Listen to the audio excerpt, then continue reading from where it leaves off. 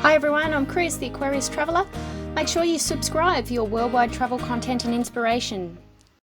Well, hi everyone, and welcome to the first episode of my Queensland Australia Road Trip Series that I will be presenting over the next couple of months.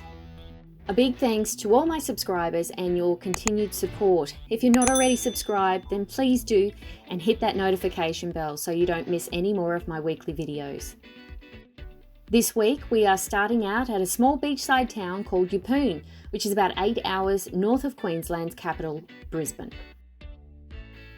This is a place where you're living in casual beach clothes, chilling on the many beaches, swimming in the safe, calm waters, trying your luck at beach fishing, or sitting down at one of the many restaurants. YEPPOON is the type of place you could leave all your worries behind and enjoy the relaxed, laid-back lifestyle.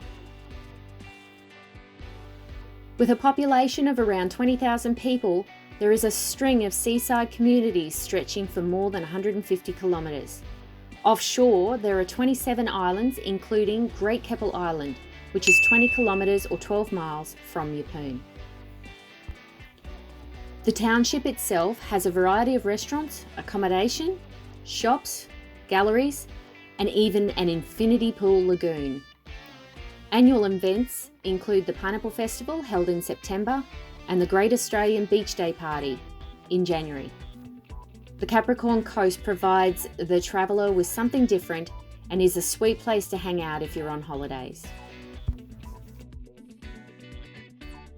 YEPPOON is known for being a gateway to the Great Keppel Islands and being able to see the southern part of the Great Barrier Reef.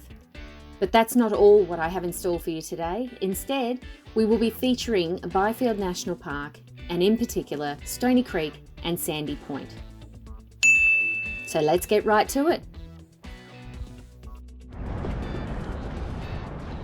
Good morning people, and welcome back to my channel. This morning I'm coming to you on the beach in YEPPOON.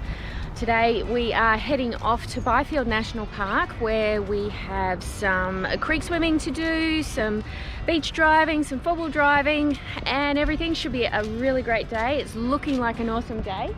So nice, beautiful, clear beach. So we have behind me, you may not be able to see because of the sun, we've got Great Keppel Island and North Keppel Island.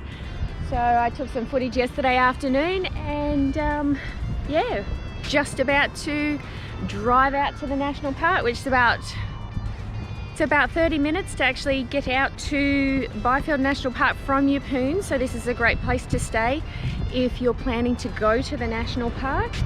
So let's see what we get up to. As mentioned before, it takes about 30 minutes to drive out to the national park itself, mainly on sealed roads. However, our first stop at Stony Creek will have a little further to travel on a number of dirt roads. It's easy enough to head into the park for the day or choose a number of different spots for some cheap camping. If you're heading in for the day, then YEPPOON is a quiet little beachside town just perfect for all your restaurant and accommodation needs. This also means that time spent in Byfield itself, you will need to take your own food and drinks for the time spent here. So here you are folks, we are arriving at Stony Creek with a small creek crossing to get over into the day use area. I am filming this just after a Queensland winter, which can be really nice lazing in the sun, but the early morning rise does mean that we were driving out in about 14 degrees. Water temp in the ocean is roughly around 17 to 22 degrees, but creek swimming tends to be slightly cooler, so you might not want to swim for too long. This might be called Stony Creek, but this particular swimming hole is located right at the end of Upper Stony Creek Road. This is where there is a camping ground along with the day use area. This is all set amongst some natural bushland surrounded by a pine eucalypt bushland. This freshwater swimming hole is sure to impress. The creek is slow running and perfect for families, with a day use area equipped with barbecues, tables, and bathroom facilities. So we have just arrived at Stony Creek, and as you can see behind me, hardly anybody here, which is really, really nice. But water's a little freezing, so I'm not sure whether we're going to go swimming yet, but will see, but you can see you can see in the background someone's doing yoga over there. But I'll take some footage of the creek and see if we'll go for a swim. So shortly after, I jumped right in.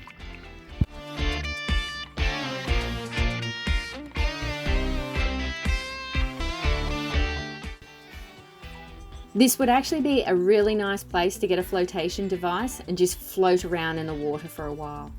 There were a few rocks to stand on when you first get in, but I couldn't touch the bottom when I was swimming out. The calm waters makes it a great spot to take your kids or just relax for the day with a picnic. The green colour, I believe, comes from the algae in the water.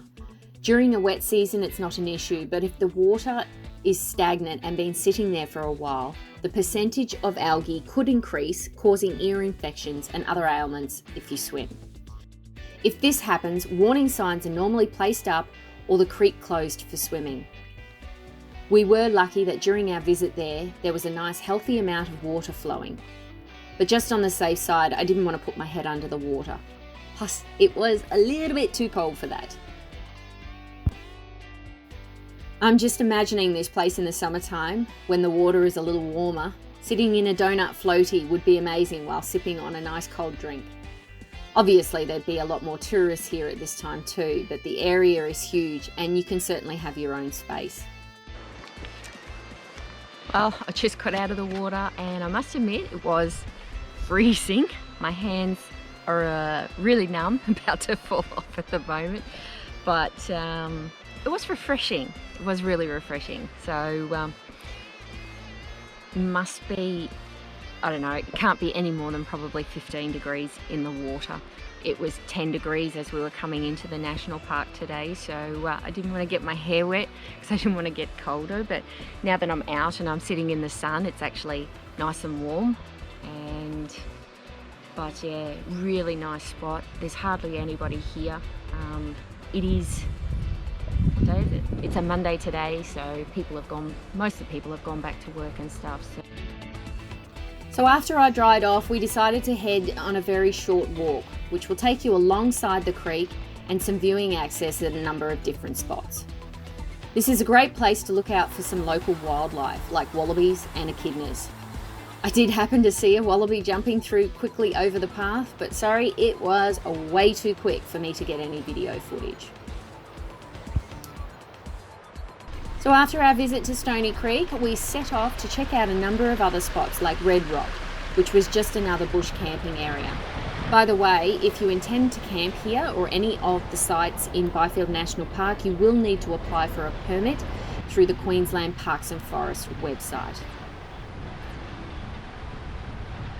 So we just spent the morning at Stony Creek. We are now on our way to Sandy Point, so we're going to take the car four-wheel driving on the beach and get some more footage out there. But most of the driving at Byfield National Park can be accessed by a normal two-wheel drive vehicle, but taking a four-wheel drive will open up a number of different spots you can visit and things to do, like another spot like 9 Mile Beach and other camping areas. Where we're heading now, to Sandy Point, is only just part of the Byfield National Park, and when you get out there, you can still see the rest of Byfield just across the water. We chose to visit here being that it was more of a beachside location getting closer to YEPPOON. Now there is two ways to get out to Sandy Point, and we managed to do both. On the way out there, we travelled along Corio Bay Fish Habitat Reserve Road, which was a slow dirt road full of potholes. That wasn't necessarily the best drive to do. It felt like we were driving for ages for such a short distance, but we pushed on. After a while, we finally made it to the beach and the open air. It was a little windy, but the water looked just amazing.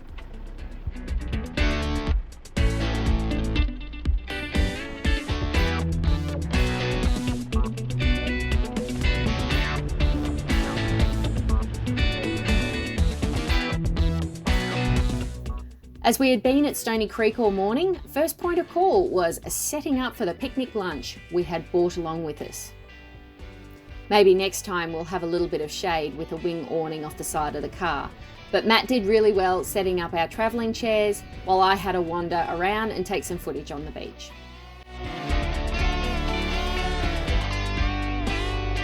After lunch, it was time to get the drone back out again and check out some of the aerial views that made this point so attractive. Sandy Point is where you can go for some beach swimming with that perfect white sand, an awesome place for a picnic, or fishing right off the shore.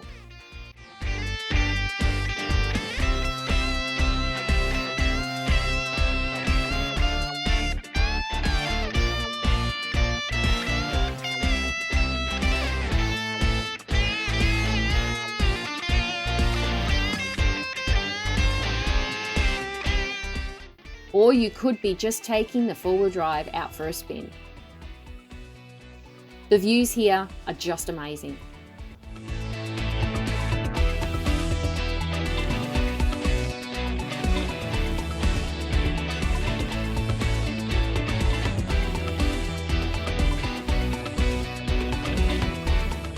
Keep your eye out along the beach too. There happens to be a number of large seabirds living in the area, and you can often see them flying by. On our way back to YEPPOON, we decided to travel along the beach, as we found a couple of different entrances onto the beach. I must admit it was so much easier and way quicker to do it this way. I think it took at least 30 minutes to drive out on the inland road, but only about 10 or 15 minutes to drive along the beach. So it was half the time and much better views. I would definitely recommend it.